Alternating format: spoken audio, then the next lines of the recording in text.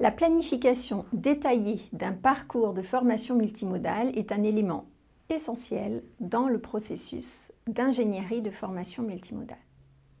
Essentiel car il représente un double intérêt. Pédagogique tout d'abord, car le choix d'alternance des modalités de formation conditionne l'efficacité de l'apprentissage et permet d'organiser l'accompagnement de l'apprenant pour favoriser la réussite de son parcours. L'intérêt de ce planning est aussi administratif et réglementaire, puisqu'il permet de prévoir les ressources humaines et matérielles nécessaires selon les modalités de formation prévues, d'informer précisément l'apprenant de ces modalités pour qu'il puisse s'organiser et d'assurer un suivi administratif de qualité et différencié selon les séquences, qu'elles soient prévues en présentiel ou à distance. Ce travail de planification est cependant délicat à réaliser, car il doit tenir compte d'un grand nombre de paramètres. Cahier des charges du client, scénario pédagogique conçu par les formateurs, besoin de temps synchrone régulier pour engager l'apprenant, disponibilité des formateurs, etc. Dans cette vidéo, vous allez découvrir les spécificités d'un planning de formation multimodale, les critères à prendre en compte et la méthodologie proposée pour planifier un parcours de formation multimodale qui favorise la réussite des apprenants, qui répond au cahier des charges de votre client et qui permet un suivi administratif et pédagogique de qualité. Et enfin, nous résumerons les informations à partager en amont de la formation entre apprenants et formateurs au sujet de cette planification. Pour commencer, voyons un exemple de planning de formation multimodale. En plus des informations que l'on va trouver classiquement dans un planning de formation présentielle, le planning d'une formation multimodale doit préciser pour chaque séquence de formation, donc chaque ligne, les modalités de formation.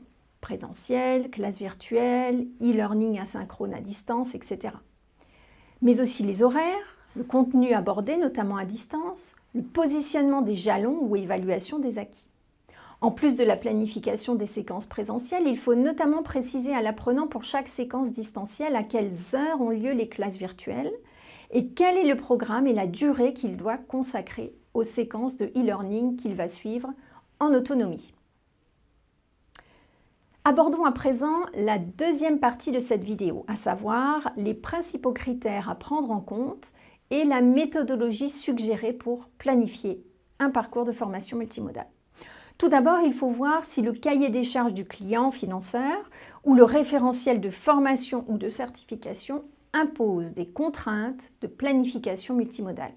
Par exemple, des pourcentages minimum ou maximum de formation à réaliser en présentiel ou à distance. Vous saurez ainsi quel nombre total d'heures de formation vous devez prévoir en présentiel et à distance, en classe virtuelle ou en e-learning asynchrone. Ces chiffres devront être communiqués aux formateurs et pris en compte pour scénariser chaque module de formation constituant le parcours. Il est évidemment essentiel de prendre en compte également le profil des apprenants, niveau de formation, compétences numériques, équipement informatique disponible, etc. Et le domaine de formation visé, pour savoir quelle proportion de formation distancielle et a fortiori de formation asynchrone, il est raisonnable de proposer dans votre parcours. Et même s'il n'y a pas de règle de proportion, ni même de consigne à ce sujet, il est évident par exemple qu'une formation tertiaire de niveau 5, Bac+2, pourra prévoir davantage d'heures distancielles qu'une formation de niveau 3 dans le domaine du BTP, sans risquer un échec, voire un abandon de parcours de la part des apprenants. Ensuite, vous allez planifier dans le temps les différents modules de votre parcours et leurs modalités de formation respectives. Pour cela, vous allez exploiter le scénario pédagogique multimodal défini par et avec les formateurs pour chaque module de formation. Ce scénario par module définit pour chaque objectif pédagogique et chaque séquence de formation la modalité de formation proposée, sa durée, le programme et les activités proposées aux apprenants, ainsi que les évaluations qui vont jalonner le parcours.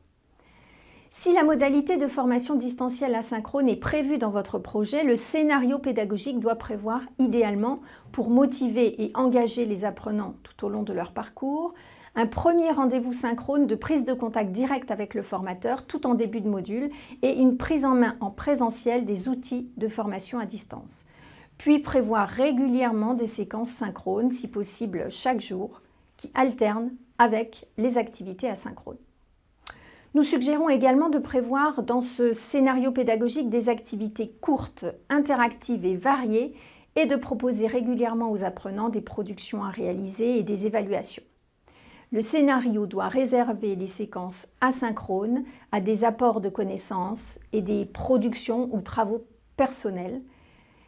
Privilégier les temps synchrones pour les activités nécessitant des échanges entre les apprenants et formateurs et prévoir nécessairement du présentiel sur plateau technique pour les travaux pratiques dans les domaines techniques.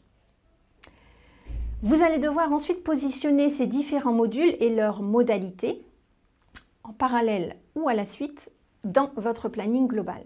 Ceci en vous assurant de respecter les durées mini ou maxi en présentiel ou à distance imposées par le cahier des charges de votre formation.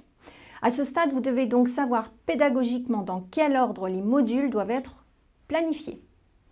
Vous devrez alors juger de la cohérence et de la faisabilité de votre planning par demi-journée, notamment pour ne pas faire déplacer les apprenants et les formateurs pour 1 heure ou 2 heures de présentiel dans la journée, si le reste de la journée est prévu à distance.